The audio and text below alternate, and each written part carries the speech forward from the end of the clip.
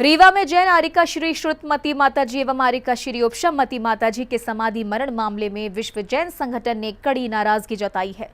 संगठन के अनुसार पद विहार के दौरान ऑल्टो कार चालक द्वारा पीछे से टक्कर मारकर दोनों साध्वियों को रौंद दिया गया, लेकिन पुलिस द्वारा केवल गैर इरादतन हत्या की धारा लगाना गंभीर सवाल खड़े करता है।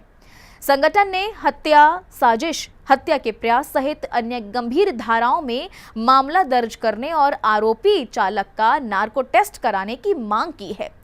चेतावनी दी गई है कि यदि शीघ्र साजिश का खुलासा नहीं हुआ तो राष्ट्रव्यापी आंदोलन किया जाएगा।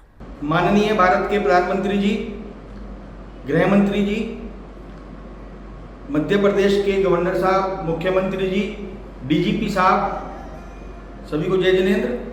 जैसे कि आपको विदित है कि गत 20 मई 2026 को प्रातः 5:40 पर रीवा मध्य प्रदेश के अंदर हमारी पूज्य आरिका संघ पद विहार कर रहे थे। सड़क के किनारे एक अल्टो कार आती है खाली सड़क पर और लेफ्ट से होकर इस संघ के ऊपर को इन संघ की साथियों को और श्रावकों को रौंदते हुए चली जाती है।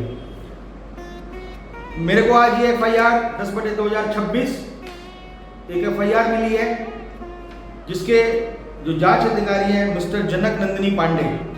FIR नंबर 10/2026 BNS की धारा, भारतीय न्याय संहिता की धारा 105 के अंदर ये मुकदमा दर्ज किया गया है। 105 का मतलब है गैर इरादतन हत्या। क्या ये वाकई में गैर इरादतन हत्या है? प्रश्न चिन्ह खड़ा होता है हमारे जांच अधिकारी की लगाई जाने वाली धारा पर। एक खाली सड़क पर अल्टो लेफ्ट कट मारकर संघ को रौंदते हुए निकल जाती है, जिसमें से दो पूज्य माताजी का समाधि मरण हो जाता है। पूज्य आरिका मां श्री श्रुतमती माताजी एवं पूज्य का आरिका श्री 105 उपशमती माताजी। मेरा प्रश्न है जांच अधिकारी से कि आपने किन धाराओं की जो अन्य धाराएं हैं, जो आवश्यक धाराएं हैं, आपने ये मुकदमे में क्यों शामिल नहीं की? इसके बाद संजय जी ने SIT गठित होने के बाद अतिरिक्त पुलिस अधीक्षक और DGP, SP और मुख्यमंत्री से अपना प्रश्न किया और धारा न दर्ज करने की वजह पूछी। एक SIT टीम का गठन हुआ है, जो हमारे एडिशनल पुलिस अधीक्षक श्री संदीप मिश्रा जी के नेतृत्व में ये टीम इसकी जांच करेगी। मैं अतिरिक्त पुलिस अधीक्षक जी और DGP MP साहब और सभी समस्त मुख्यमंत्री जी से निवेदन करता हूं, प्रश्न पूछता हूं मैं जांच अधिकारी से कि उन्होंने इस धारा BNS 103 जो इरादतन हत्या की धारा है उसको क्यों शामिल नहीं किया, जबकि इसी FIR के अंदर जो उन्हीं के द्वारा टाइप कराया गया है उसमें लिखा है कि एक सफेद रंग की अल्टो कार क्रमांक MH49 CD8309 का चालक कार को तेज गति से आकर पूरी रोड खाली होने के बावजूद हम लोगों को बिना हार्न दिए जानबूझकर हमारे ऊपर ठोकर मारकर ऊपर चढ़ाते हुए वहां से भाग गया। जांच अधिकारी जी, यह मुकदमा गैर इरादतन हत्या का नहीं, यह मुकदमा BNS 103 इरादतन हत्या का मुकदमा है। आपने इसके